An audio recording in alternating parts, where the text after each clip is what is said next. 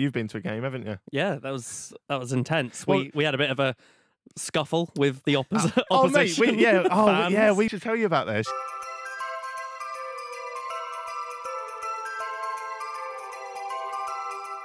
You've got a lovely festive jumper. Yeah. Thanks for wearing it, because Not at all. Will and he refused to wear the Christmas jumper because he's a diva, guys. Wow. So getting cancelled. Anyone listening on Spotify, we'll go through the Christmas jumpers. Stevie's got a bright orange one on. It is ridiculous. There's a little snowman handing a present. Got a carrot. It's a massive carrot, though. If you look at the proportion of it to his head, that's mental. And I've got... Well, you can explain mine. You've got an Xmas jumper on. Yes. It says the word. Well, Xmas jumper. I've worn this one specifically for our guest, right? So what I've done, I've got a plain black jumper with Xmas jumper in brackets, because I think there's some humour there, but hid behind a professional kind of...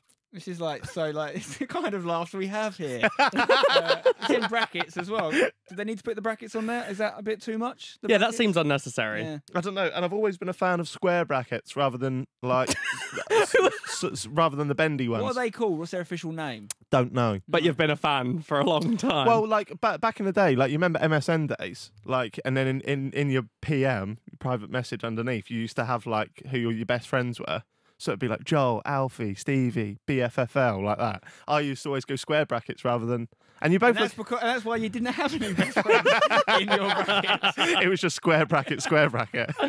Now, Spencer, since you last came on, which actually wasn't that long ago. Yeah. It was probably about 3 months ago now, something like that. We hadn't been to a hashtag game. You kindly brought us a couple of shirts, and then the next month was crazy. We fell in love with it. Rivalry worked.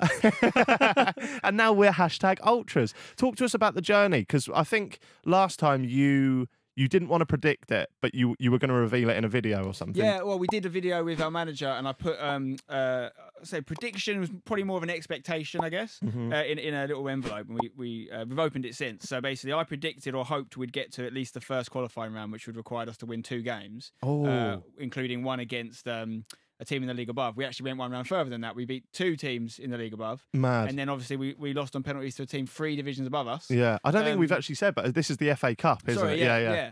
So that was my prediction. So we surpassed it. Nuts. And I'd like to say that I still very much see myself as the omen for hashtag, because I went to every single game bar that last one. I know. Don't say that, because now he'll blame you for the loss. And you went to a league game that we had unbelievable turnaround in as well. Yeah, 3-1 I think it was. Takely. And we had 10 men for the last sort of 20 minutes as well. It's a lot of fun. It's a lot of fun. Now it's coming back soon, because at the time of recording we're at the tail end of lockdown. Luckily we're still allowed to do these podcasts. But how's that been? How's that time for the club? Yeah, another lockdown's not ideal. When you're in non-league, you're kind of in the wilderness a little bit. You don't really know what's going on. Obviously, the mainstream football's continued throughout this whole period.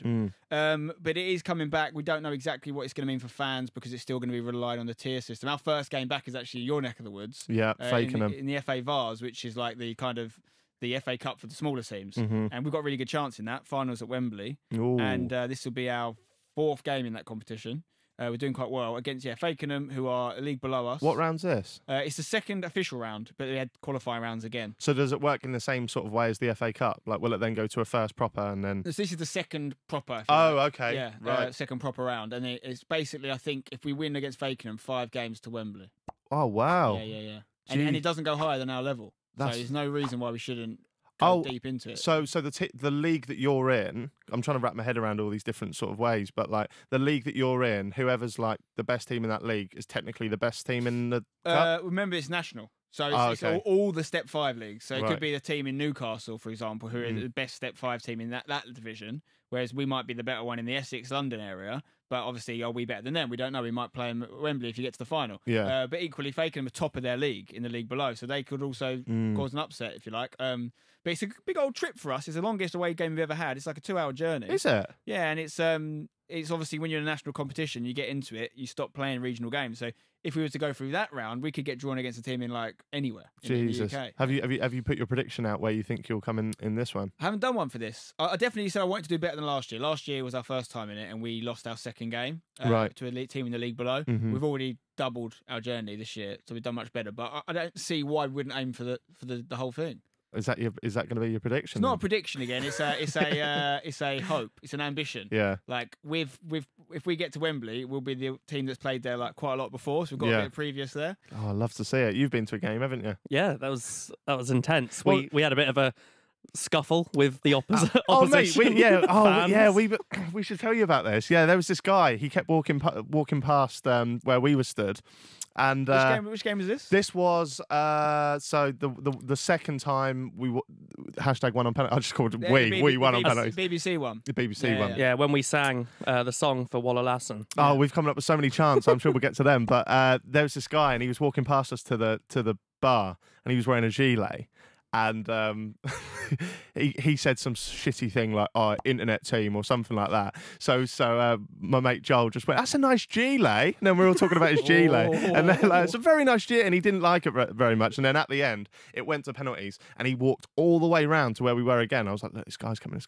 And he went, "Yeah, good luck, lads, because our goalie's Nick Pope's brother." And then obviously when hashtag won, we just kept going, "Nick Pope's brother, Nick Pope's brother." It was absolute. That seems quite good-natured. Oh yeah, no, it was. But there were like 50-year-old men who kept sticking their fingers up at us from across the other side. Do you remember Alfie Films? Like they're sticking their middle finger. Look who we're with, and we're with loads of little kids. Yeah. But no, mate, it's such a like I've tweeted about it a lot. Like I've genuinely fallen in love with the whole thing. So we love it. Listen, I couldn't believe it when I saw you gone to that Takeley game as well, because I wasn't even at that one because I was away with Alex at the time. Yeah, and that's a long old journey for you. Like, and I was like, wow, fair play to him. So I love that. And listen, we've been lucky enough to have a few people sort of. You were obviously well aware of the club already, but a few people become a bit more aware of us through the FA Cup. So that's where the magic of the cup still really does exist for clubs like ours who can go on this journey. And we had BBC one game. We had we broke records on Twitch the round after that. Mad, like it's amazing. So hopefully we can do the same next year. How easy is it? Do you think it is to actually? When you're on BBC, you appeal to another audience, but how easy is it to convert those people into fans?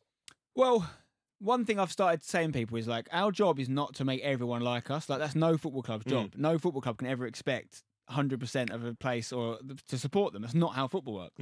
You need to find your people, you know, and traditionally clubs find their people based on a location. Unless you're a worldwide brand like the Arsenals and the Man Uniteds of the world, you're going to find your people from where you are. And we do have a place in the world, which is Essex, and where we're based, and we started to create that. But our people are really these kind of forward-thinking, young, modern-day, 21st century football fans who don't mind a team being from the internet like this old bloke clearly did. Yeah. So we're finding those people all the time. So I think, when we get this exposure to new people and our name, like we talked about before, it ruffles some feathers, but it might pique some interest. They want to look into us a little bit more, and they might go, "Okay, this is for me." And so I think we've got a really good chance of converting people, if you like, or attracting people, because the amount of people that find out about us. That's what's in our favour. Is this exposure. So the more we do it, the better. Everyone's welcome. And the way in which you've been doing it, like the penalty shootouts and stuff like that, it's hard not to fall in love with a team when they're winning like that. Second longest penalty shootout in the history of the FA Cup. That was mad. 150 years. I ran on the pitch. Yeah, we got in trouble for that. Cheers. But you know, because I took you along for the one after that penalty shootout, we were there, and I think it was 1-0 to the other side. It was for a long time, wasn't it? Yeah, it was like an 80th minute this goal. is Soham, wasn't it? It was Soham. And I remember just saying to Stevie, I was like, this game will not be as good as the game we were at the other day, and then Jesse scores the last minute equaliser, and then hashtag go on to it was you can't write it. You can't write it.